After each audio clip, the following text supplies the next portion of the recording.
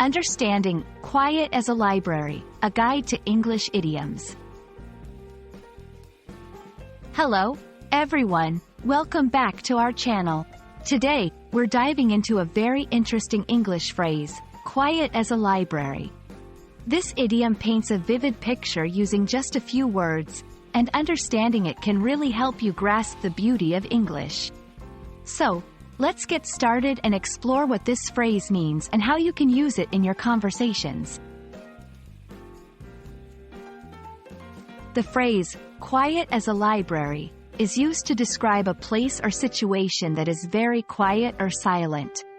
Libraries are traditionally places where silence is encouraged to allow people to read, study, or work without interruption. Therefore, comparing something to the quietness of a library emphasizes a high level of silence or calmness. While the exact origin of quiet as a library is not clear, it's rooted in the universal understanding that libraries are spaces of quietude. This comparison has been used for many years to convey serenity and peace in various contexts, making it a staple in English descriptions of silence. You can use quiet as a library in several ways. To describe a place that is unexpectedly silent. When I walked into the classroom, it was quiet as a library. To emphasize the need for silence, please keep the noise down. We need it to be quiet as a library in here so everyone can concentrate. In creative writing or storytelling to set a scene, the abandoned house was as quiet as a library, the only sound the whisper of the wind.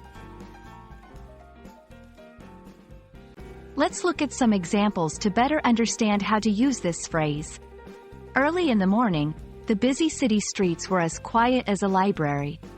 He expected the party to be in full swing, but upon entering, found the room quiet as a library.